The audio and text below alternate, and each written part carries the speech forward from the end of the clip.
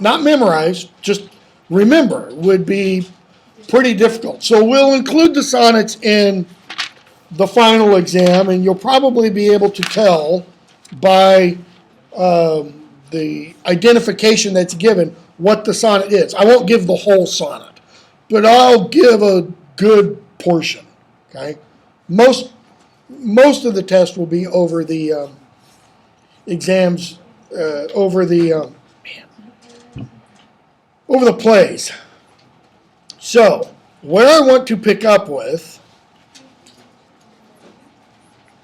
is, did we do 36? No, We're at 41. We're at 41.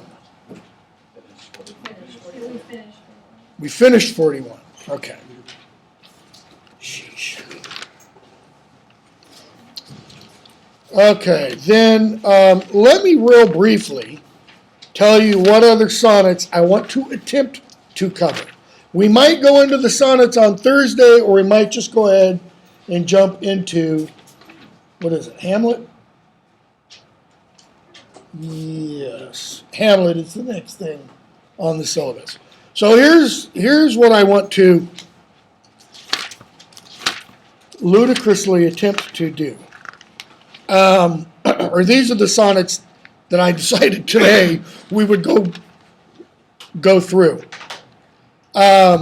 42, 43, 55, which I don't think was on your original list, 59 and 60. I don't think those were either. 64 and 65,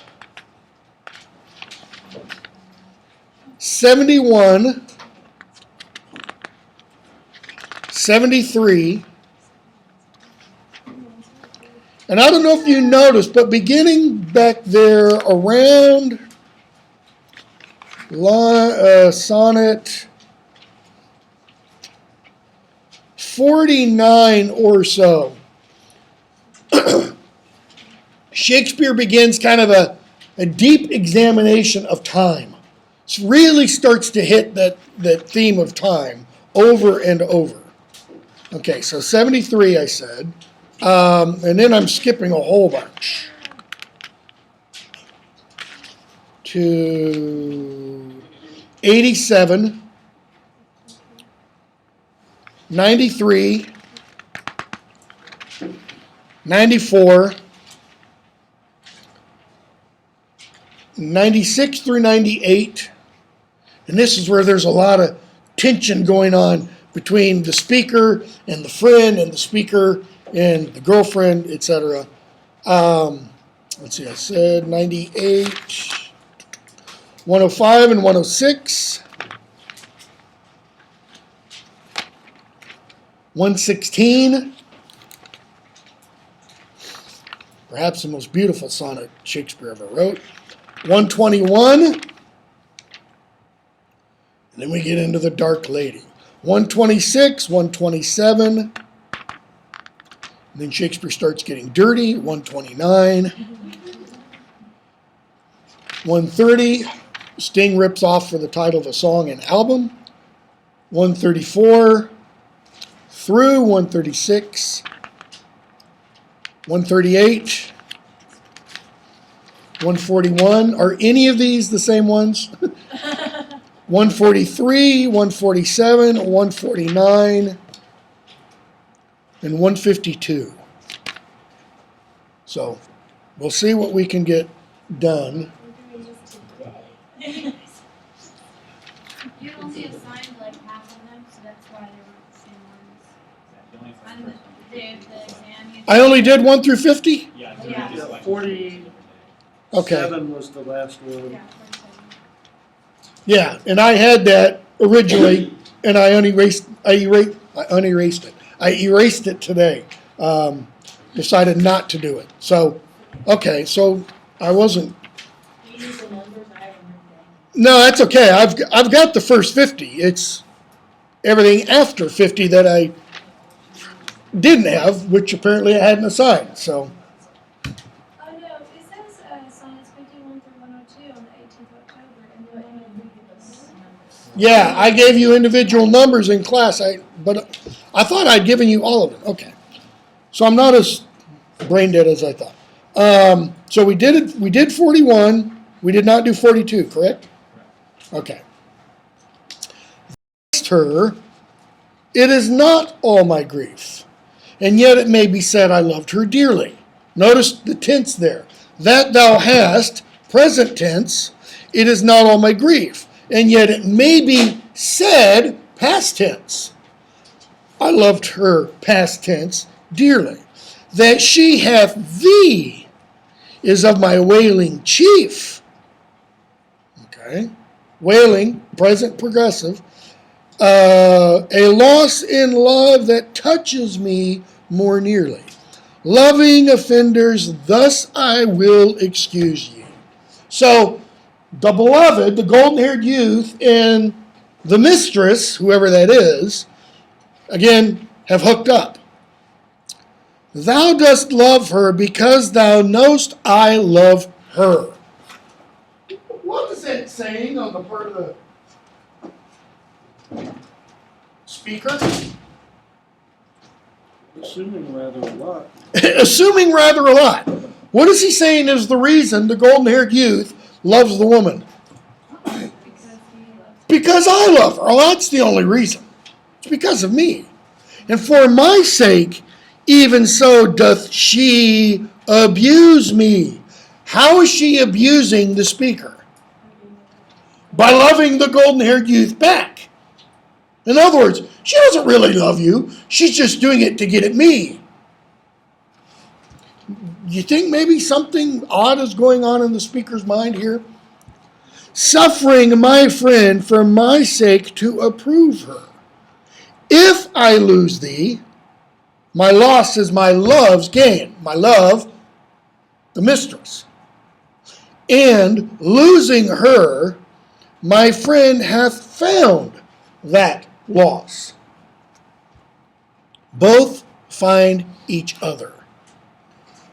And I lose both twain. He loses both of them. They both gain something. And both for my sake lay on me this cross. Now, it's interesting language, because what he can mean by that is he's denied something. The cross that he is denying. Okay? Or the cross, let's say, that he's taking up. He's denied both of them. Laid crosswise on him, as it were. But here's the joy. Notice again how the final couplet often sums up. Here's the joy. My friend and I are one. Sweet flattery. Then she loves but me alone. How are he and his friend one? Mostly because he says so. Okay, mostly because he says so. She loves them both. Okay, she loves them both. So if she loves one of them, the other one must be similar. Okay, that's what he means by then she loves but me alone. That's what that line means. But what about my friend and I are one? They're so close he's willing to share everything. Yeah. Or they have what is described in Sonnet 116 as a communion of the minds. Again, go back to Sonnet 20.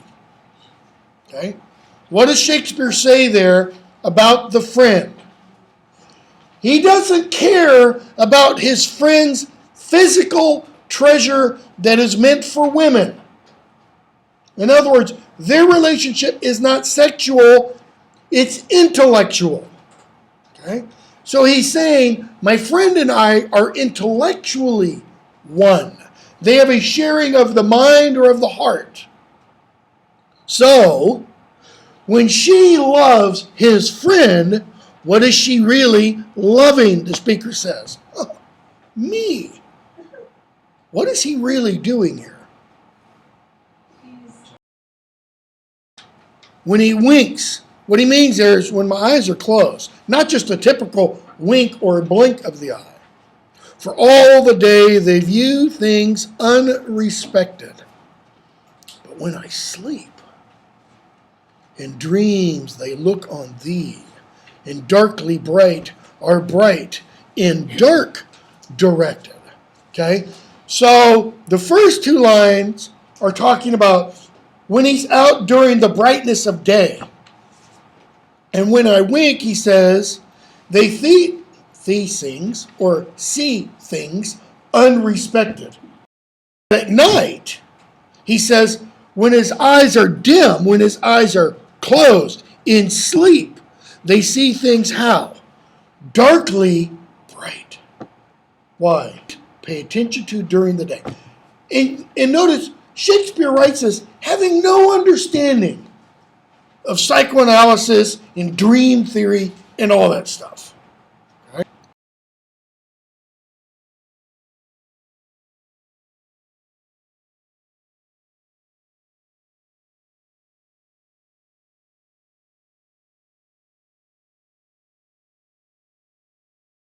What the darkness, it's like the image of you in my mind illumines my world. Not literally, obviously. How would thy shadows form happy show? How would the image of your shadow create a happy show to the clear day with thy much clearer light? Then, at night, how would the form in the clearer day a clearer light? He's saying about the power of the image of the golden-haired youth. Shadow, even that shadow is brighter Then daylight. than daylight. Exactly. Okay? When to thy. Who's the unseeing? My eye. Everybody else's eyes, really. How would I say?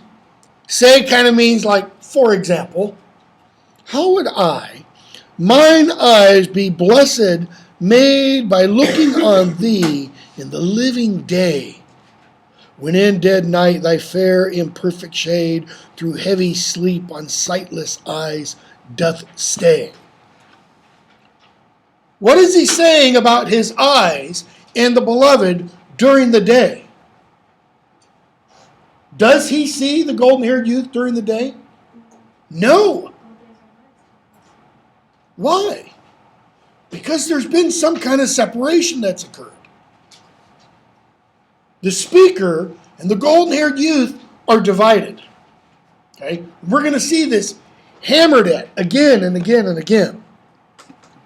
All days are nights to see, till I see thee. What does that mean? During the day, it is as if I am walking around in the dark until I see you again. And nights are bright days because I dream of you when dreams do show thee me.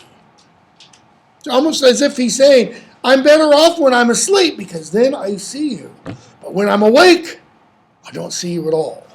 Okay? Go from there to skip 46 and 47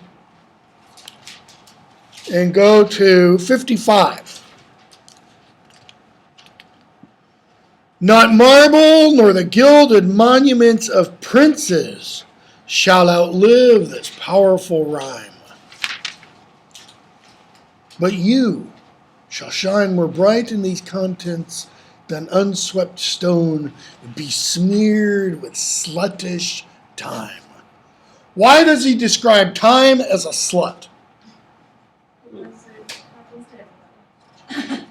It does everyone. That's why. Time isn't picky. What does the everyone include? People, stone, gilded monuments, yes, even plastic, will be besmeared by sluggish time. Concrete buildings, we could only pray that this one would be besmeared quickly. So we could get a nice new building, like I won't go there. Wait till it sinks all the way. Yeah, wait till it finishes sinking into the sinkhole that's underneath. Then unswept stone besmeared with sluggish time. When wasteful war shall statues overturn, and broils root out the work of masonry, nor mars his sword, near war's quick fire shall burn the living record of your misery. Memory. It's not a Freudian slip. I don't know what kind of slip that is. Against death and all oblivious enmity shall you pace forth. What does that mean, shall you pace forth? Stride out triumphantly. Stride out triumphantly of, to use a cliche, the mists of time or the fog of war. Your praise shall still find room, even in the eyes of all posterity, that wear this world out to the ending doom. Where? Inhabit this world out, or literally wear out. Wear it down to nothing. The ending doom. So, or thus, or therefore, till the judgment that yourself arise. Well, when is that? At the ending doom, the final judgment. That's what doom means, judgment. Ending, last, complete. So, till the judgment that yourself arise, you live in this powerful rhyme, and dwell in lovers' eyes. Notice where the apostrophe is on lovers. It's not the speakers. It's the speakers and everybody else who reads the poem. Okay? Go to 59.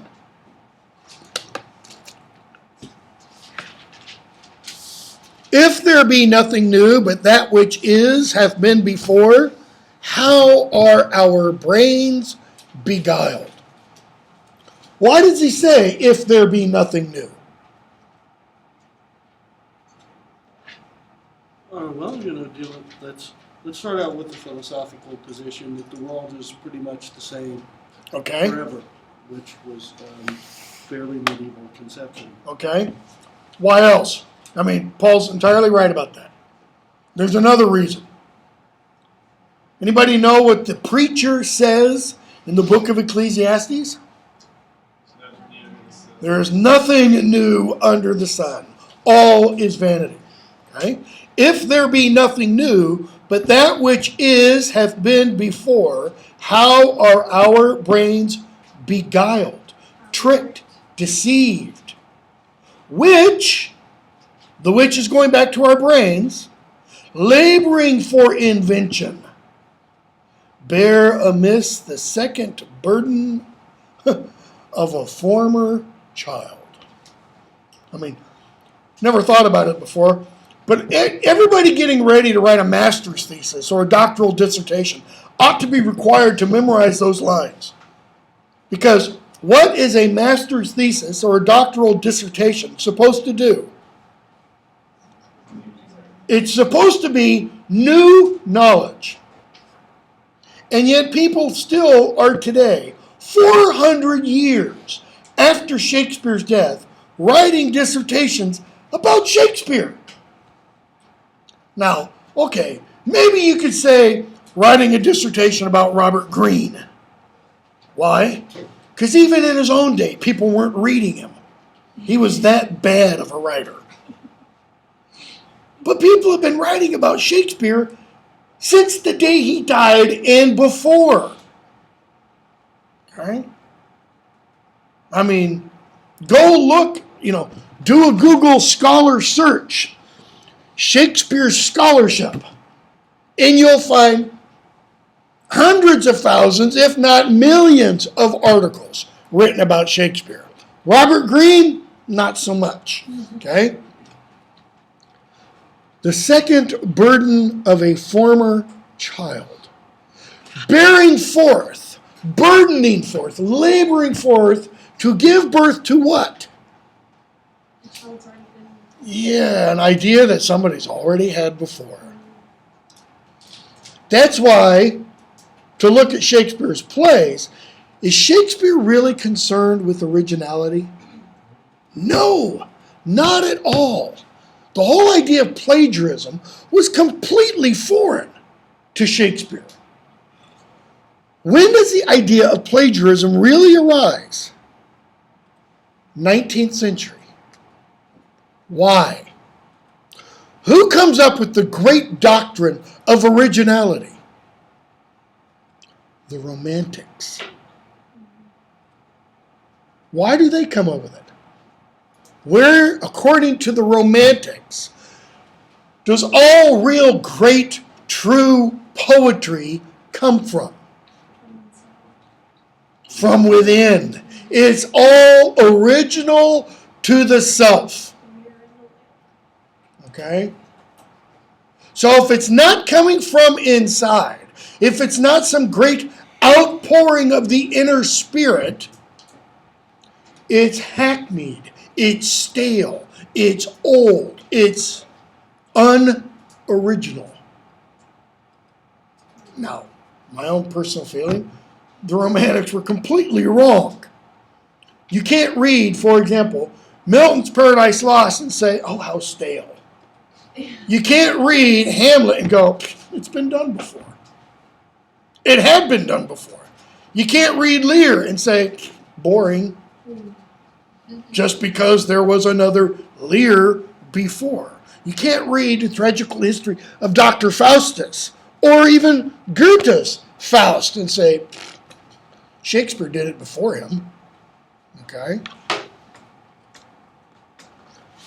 Oh, that record could, with a backward look, even of 500 courses of the sun, show me your image in some antic book, since mine at first in character was done. What is he saying? It's true that everything's been done before. Let's see if we can find you in the past. 500 courses of the sun. What does he mean by that? 500 years. Let's go back through 500 years of writing and let's see if we can find you. Okay? Since mind at first in character, that is, since the mind was first expressed in character. What's he mean by character? Writing. Okay? That I might see what the old world could say to this composed wonder of your frame. Whether we are amended or whether, that's what the WHE''ER is eliding, whether. Or whether better they, or whether revolution be the same. Whether we are mended, that is, our world, our people are mended, are made better by what? His composed frame. Or whether better they, those who were 500 years ago. Or whether revolution be the same. If each year merely kind of repeats. Sure, I am the wits of former days. To subjects worse have given admiring praise. To subjects worse. Give me an example of a subject worse from the wits of former days. How many of you have taken or studied at all, whether in 3010, some of you unfortunately are now having me as your instructor in 3010, or in a medieval lit course? have studied medieval literature. Give me an example of a worse subject, according to what he's talking about here, of former days. How about Lancelot, Sir Gawain, King Arthur, Richard, Henry, Because you have Henry VI and Henry VIII, Richard III. Okay? He is saying they are all worse subjects. And yet they've been given what? Admiring praise. This is all just the speaker's way of saying, I don't care who's been praised in the past. They are worse compared to you. Okay? 60. Yeah. 60, he starts to bring in more now the theme of time. Like as the waves make towards the pebbled shore, so do our minutes hasten to their end. Wow. Let that sink in and think about it. Like as the waves make towards the pebbled shore. Do the waves ever stop? No. The tide always comes in. So what is he saying about our minutes hastening to their end? What does that word hasten mean? It's to urge to, it's really going. It's rushing. How many of you feel like your minutes are rushing to their end? Especially with papers. Okay, maybe when papers are coming up. To their end? No minutes. What do you take to be their end? It's death.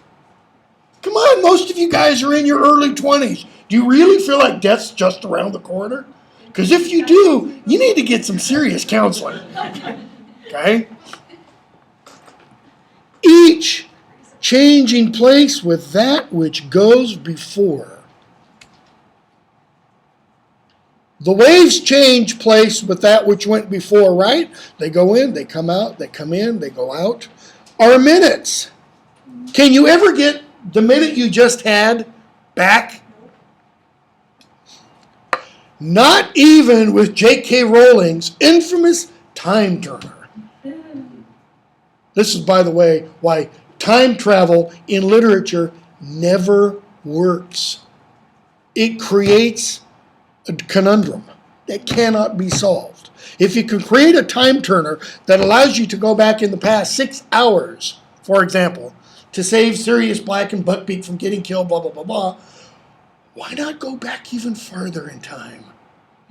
Why not stop, Tom Riddle from marrying Merope? Why not, depending upon what your position is on abortion, abort the little bugger? Why the original Merope and Polybus in Oedipus the King? Why allow Oedipus to even be born if you've gotten a prophecy that says he's going to kill you and sleep with you? Okay? Why not slit his throat the moment he's born? Butterfly effect. Pardon? Butterfly effect. Yeah, kind of. So, each changing place with that which goes before, in sequent toil all forwards do contend. Nativity, birth, once in the main of light, crawls to notice. Doesn't run. Why does it crawl? So it's steady Okay. and laboring. How many of you are very familiar with King Lear? What does Gloucester say? Shortly after he attempts suicide, he thinks he jumps off the cliffs of Dover. And his son tells him, oh, you fell from an admirable height, etc., floated like gossamer. And Gloucester says, we crawl unburdened towards death. He learns that we must crawl. We can't rush it.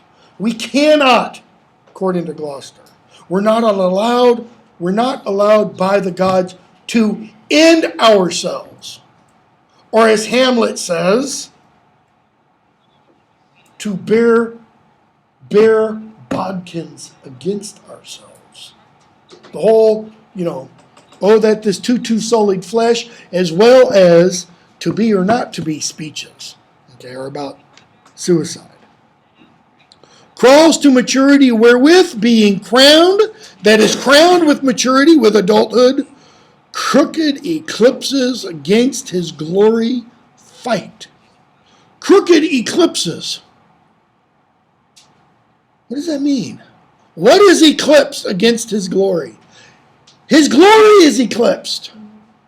He rises to maturity, and he seems to be saying, wham! And death strikes. And time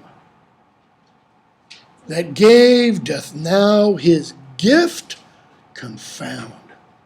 Time gave the gift, meaning birth. And what does it now do? It confuses it. How? Well, what happens to some when they get old? They lose their minds. They are confounded, or confuddled, if you want.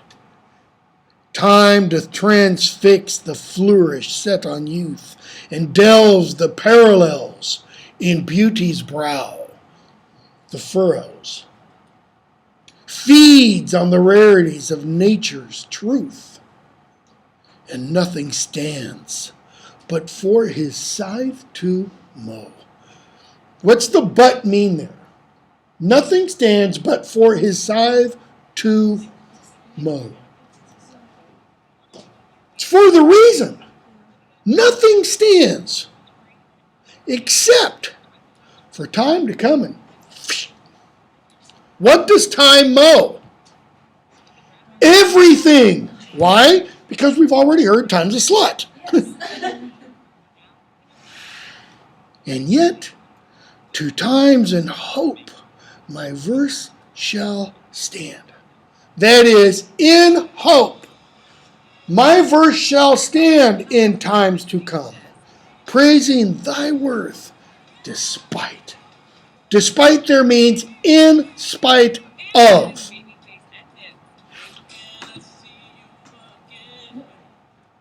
Is that your computer? Why in the world? Voices coming out of my computer. Either that or it's just me. Okay? Believe me, I'm more confounded than you know.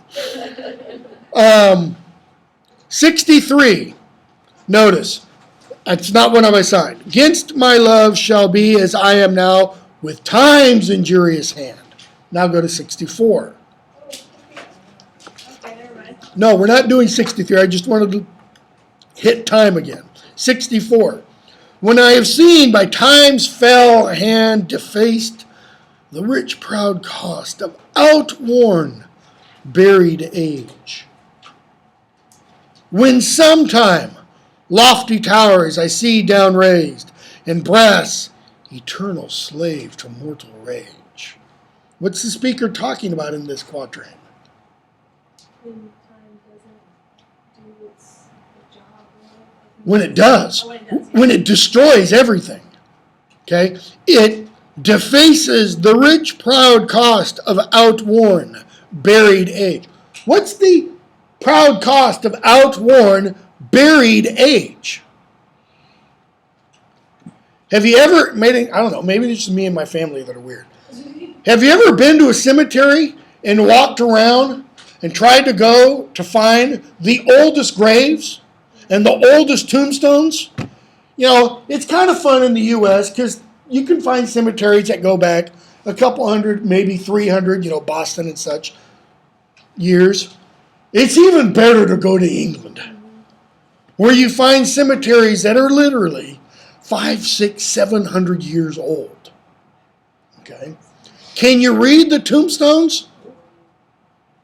Talk about fell hand defaced.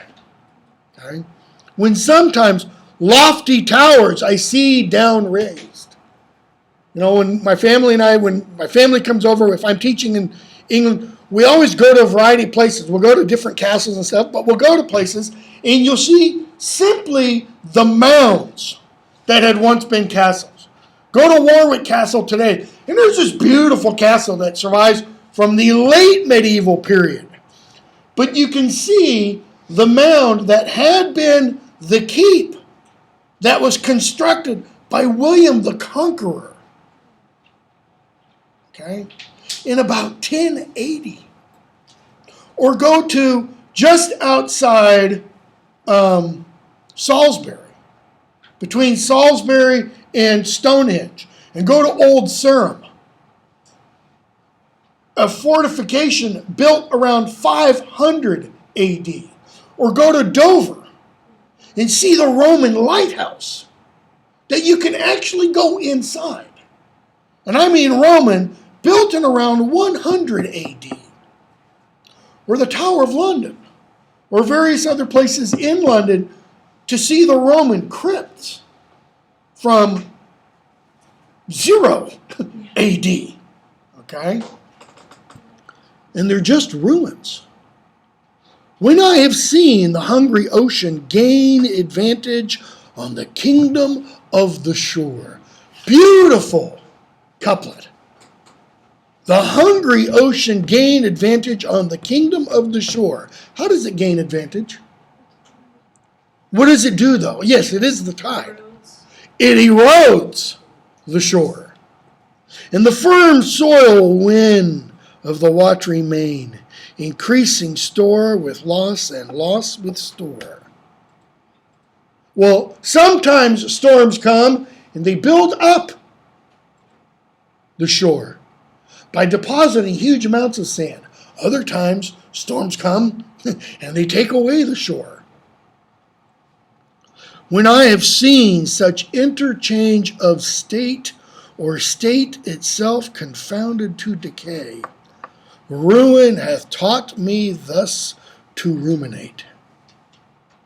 In other words, when he sees these things, I sit there and I ponder. I meditate on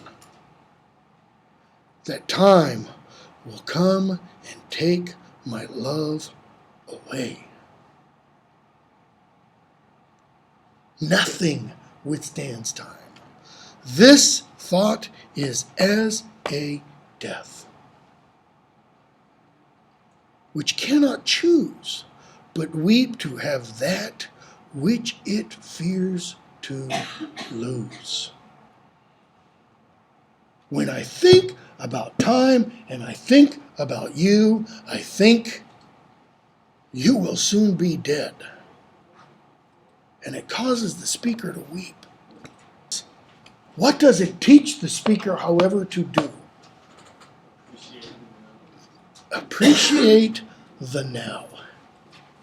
A couple of weeks ago, I think I alluded to this last week. A couple of weeks ago, my wife and I were in the checkout lane at Sam's. We're buying some groceries. And I get an email on my phone, and I check it, and it's from our priest. And he informs us that a woman at our church died. We didn't even know she'd been in the hospital. Okay? She was older, but we had no idea she'd even been in the hospital. She'd gone to the hospital Saturday, died early Monday morning. Okay? Talk about not having that opportunity. That's the point. Okay? That's the point. Look at 65 now. Speaking of phone, shirt's off. Since brass, nor stone, nor earth, nor boundless sea, but sad mortality oversways their power. Notice, he says mortality oversways even the sea.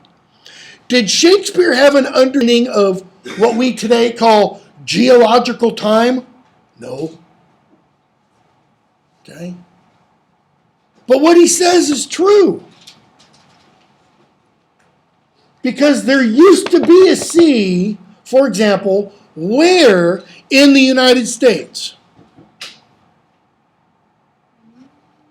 Montana, Utah, Colorado. What's in Colorado now?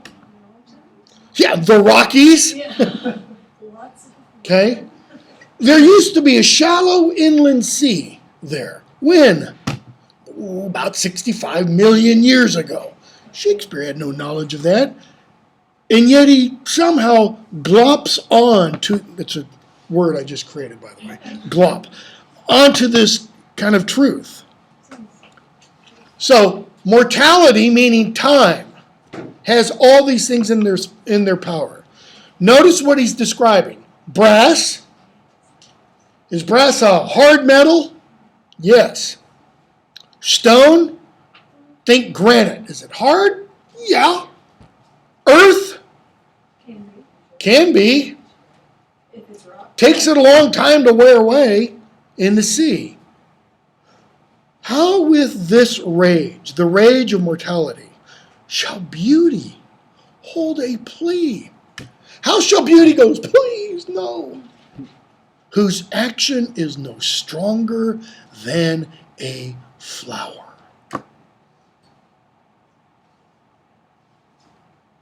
Flower. Compare the strength of a flower to the strength of brass, to stone, to the earth, to the ocean. Well, how shall summer's honey breath hold out against the wrathful siege of battering days, when rocks impregnable are not so stout, nor gates of steel so strong, but time decays. Notice how, by the way, how summer's days are described. Honeyed breath, sweet breath. Okay? It's enticing. It's desirable. Shall time's best jewel from time's chest be hid? Time's chest is kind of like time's black hole. All the things that time sucks into itself. Or what strong hand can hold his swift foot back? His swift foot, the walking of time, as well as his swift foot back, the meter of time. Or who his spoil of beauty can forbid? In other words, who's going to hold up time? Who's going to play, use another biblical reference, Joshua at the town of Ai and say, stand still, son. And the son will do time out. None. Unless this miracle have might, that in black right. How can it shine and yet be in black ink? It's the beauty it holds in it. The shiny jet black. Because of the glare. Because of the shine that you get off of something black. If this were glossy white, would it shine? No. It wouldn't reflect like something black does. Okay? Go on to 71.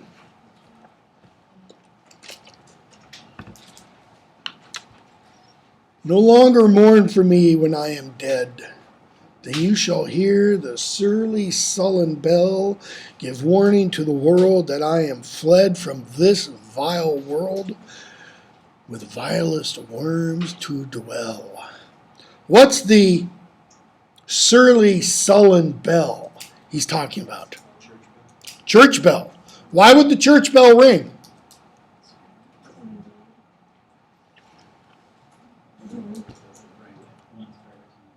Okay.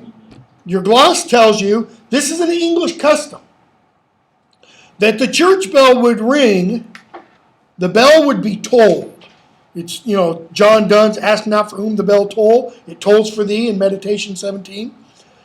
The bell would be tolled once for every year that you lived. And to indicate the sex of the individual that died, the bell would first be rung 9 times for a man, 8 times for a woman. So if a woman who was 38 died, the bell would be tolled 8 times, somewhat slowly, but boom, boom, And then there'd be a pause, and then it would start tolling for the number of years old she was. In a small parish, if people knew that somebody was ill, that would be the way they know that individual has died. Okay? And then for a man, it would ring 9 times. So during the plague, did the bells ever stop ringing? Probably not. If you read John Donne's Meditation 17, he talks in there about, because Donne was deathly ill, he thought he was dying. There was what he calls an ague. Some people pronounce it an ague. Okay? Running rampant through London at the time. This is December of 1623, January 1624. And Donne was, he thought, on his deathbed. And he writes that Meditation 17 because he hears the bell ringing. And he suddenly starts to think, is it ringing for me? And yet I'm so sick, I don't even know it's for me. And that's why he goes in and says, ask not for whom the bell tolls, it tolls for thee. Perchance for whom this bell tolls knows not it tolls for him. Okay? And he says, on the basis of that, it tolls for him that doth think it does.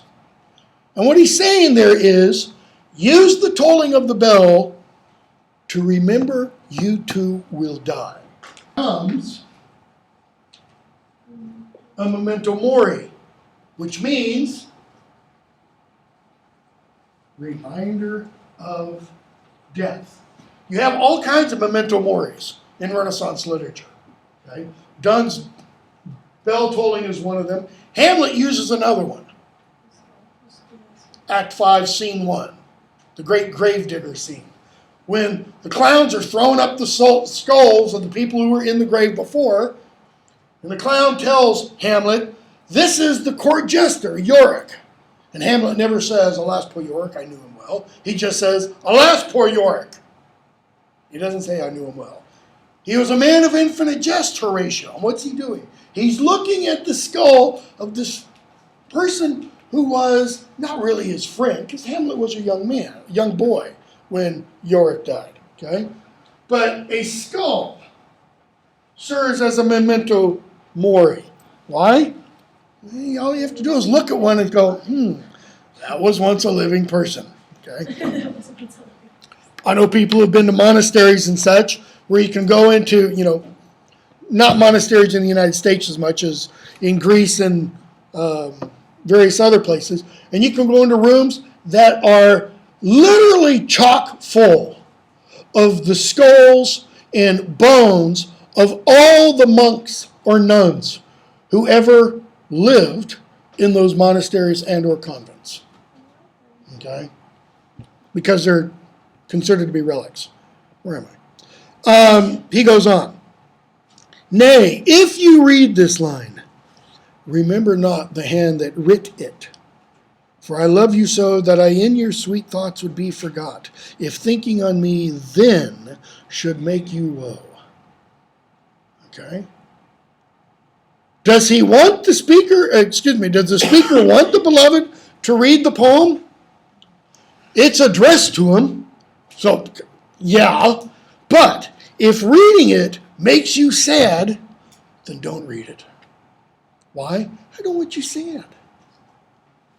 Oh, if, I say, you look upon this verse when I, perhaps, Hamlet here, compounded him with clay, do not so much as my poor name rehearse. In other words, if you read this, don't go, oh, well, assuming that the speaker is Shakespeare. Don't say the name. Why? But let your love even with my life decay. Let your love for me die with me. And here's why. Lest the wise world should look into your moan and mock you with me after I am gone. Well, why would the wise world mock him? Mock the beloved with the speaker.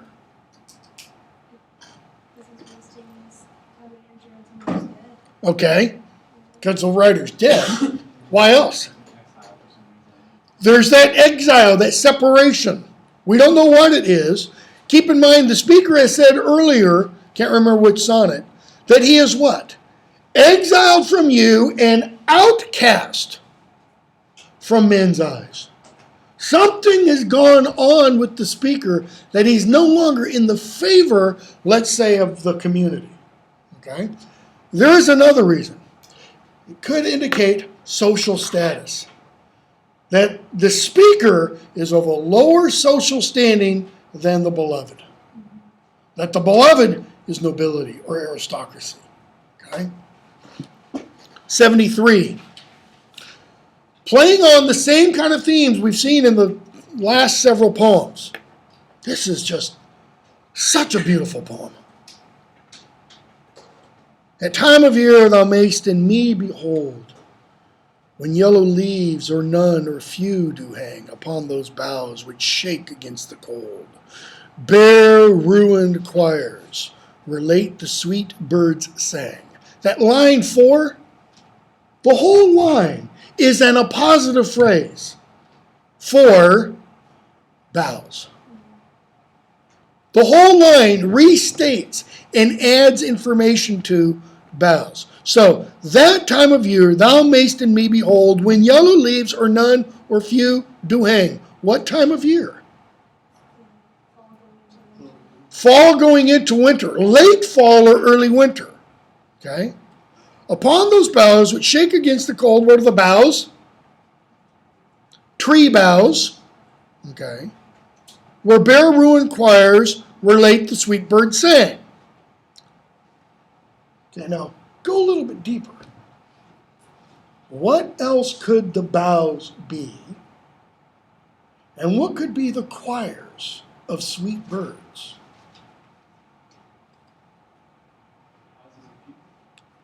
Say that again? Possibly.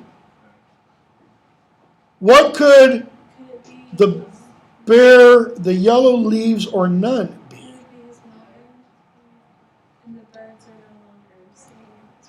The birds would be the mind producing the singing of thoughts. The choirs would be the physical brain itself. The pale yellow leaves or none, the hair falling out. Okay? Because what is the import of the poem? It's all about old age and dying. Look at the second quatrain. Okay? So the first image is an image of nature, of seasonal change. Second quatrain, a new image.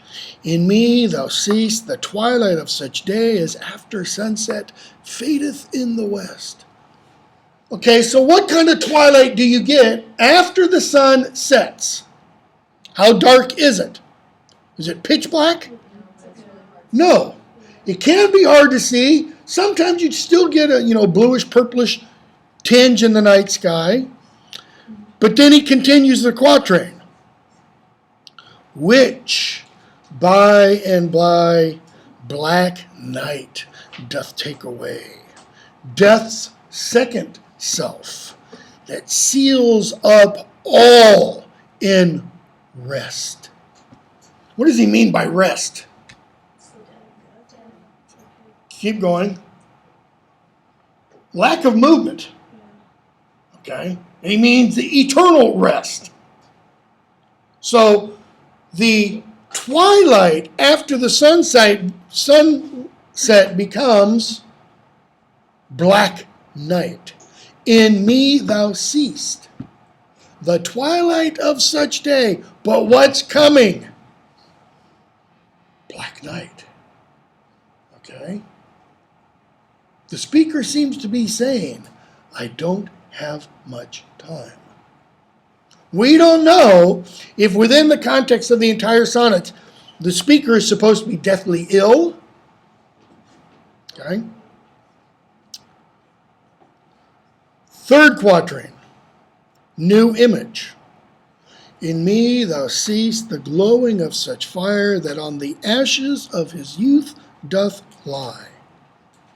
Well, what kind of fire lies on the ashes of its youth?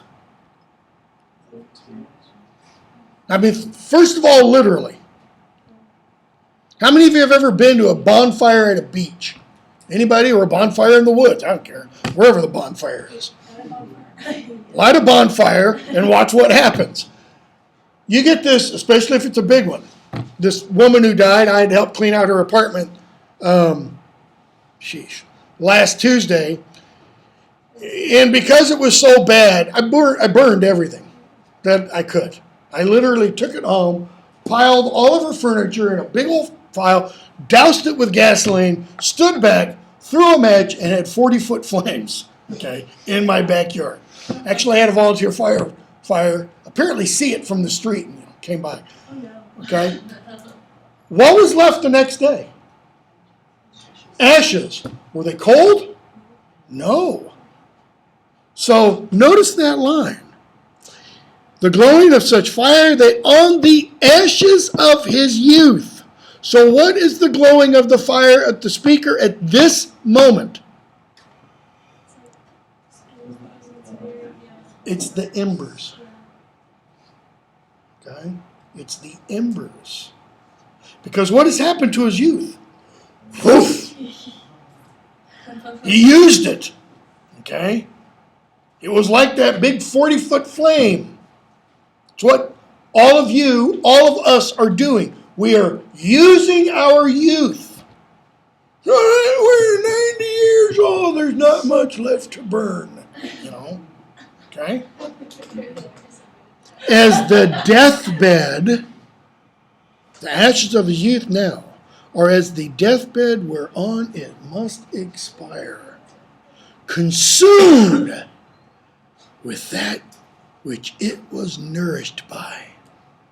It was nourished by all that fuel before. Now it's being consumed by that. Because what do ashes tend to do to the hot coals and embers? They suffocate them and put them out. Okay? So 3 quatrains, 3 different images, but the images all point towards death. This thou perceivest. In other words, you see this in me. You perceive this in me. Which makes thy love more strong.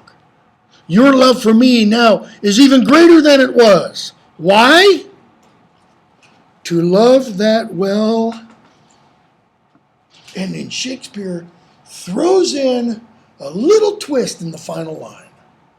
To love that well which thou must leave ere long. Notice who's doing the leaving. It's not the speaker who's getting ready to die. It's the beloved who must leave. He could have just as well said, to love that well which must leave ere long. But he didn't want to for probably at least 2 reasons. One, that changes the entire meaning of the poem. And 2, a poetic reason. It would make that last line deficient. It would only be 9 syllables. And Shakespeare writes predominantly in his sonnets in iambic pentameter. Okay?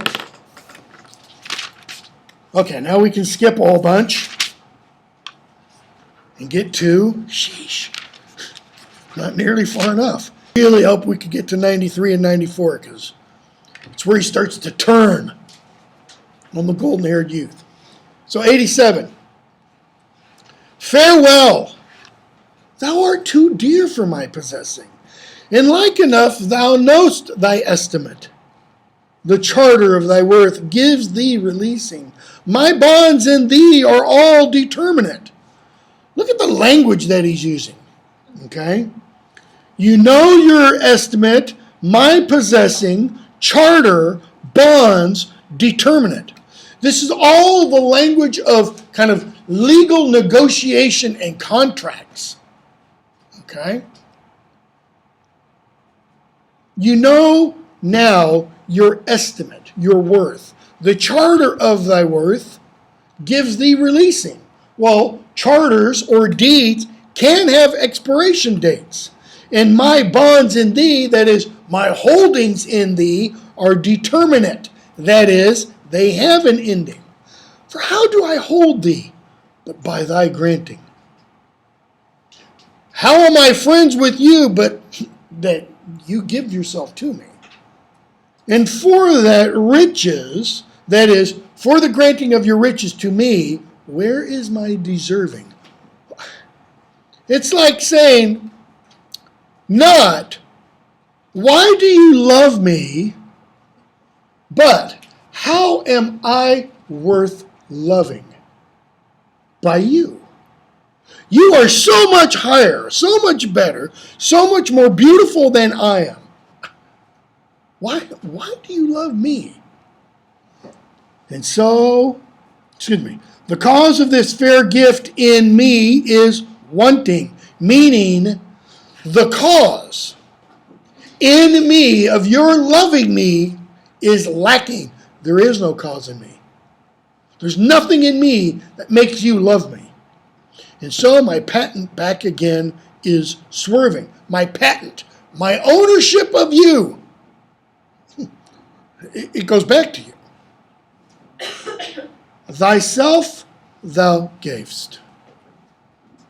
In other words, you gave of yourself. Thy own worth then not knowing.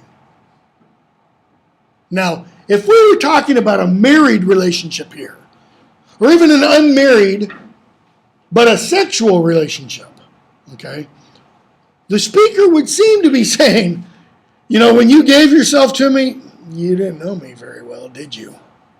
Like it was a one-night stand almost. And now that you do know your worth and you know my worth, you're like, I don't want to have anything to do with you. Or me, to whom thou gavest it, else mistaking. Or you thought better of me than you should have. So thy great gift upon misprision growing, misprision, misestimation, imprecise sight. Your great gift grew. Now it comes home again on better judgment making. This is that separation. He's saying, you now really know me, and therefore you pull yourself back. Thus have I had thee as a dream doth flatter. In sleep a king, but waking no such matter. In sleep, what is sleep? What's he juxtaposing? Sleep and matter. What is matter? Reality. It's tangible stuff. Sleep, it's fantasy land, man. He's saying, in sleep, I've been like a king. Why? Because I thought I had you. But in reality, why? Because now, misprision growing, okay, you thought too much of me. Now that you really know the real me. It's like, people sometimes get a divorce and they say, why? Because I didn't really know you. And now, after 30 years, 40 years, I really know the real you. Okay? Maria Shriver and Arnie Schwarzenegger. Like, she didn't know when she first met him that Schwarzenegger was a lech. I mean, please. Okay? 93. Do I have time? Yeah, I've got time. So shall I live. In other words, thus shall I live, supposing thou art true. What does that supposing immediately tell you? He doubts it. Okay? Like a deceived husband. So shall I live, supposing thou art true, like a deceived husband. He's saying, like a deceived husband, I'm going to live assuming you are faithful. But does the deceived husband know that the husband is being deceived? Here, yes. The deceived husband knows she is unfaithful, but he's going to pretend that she's faithful. Why? So love's face may still seem love to me, though altered new. Thy looks with me, thy heart in other place. In other words, the person being described has a face that is full of newfound love. The newfound love is not caused by the speaker. The newfound love is caused by somebody else. But I'm going to assume that the looks of love on your face are directed at me, even though I know your heart is elsewhere. For there can live, there where? Thy heart. For there can live no hatred in thine eye. Therefore in that I cannot know thy change. Hatred can't live in the beloved's eye. Therefore I can't look in your face and go, oh, she or he, whichever the case is, doesn't love me.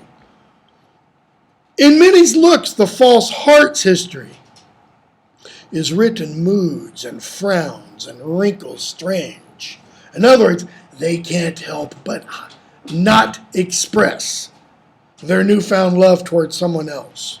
But heaven in thy creation did decree that in thy face sweet love should ever dwell. The person being described has a face that can only express love. Whatever thy thoughts or thy heart's workings be, thy look should nothing thence but sweetness tell.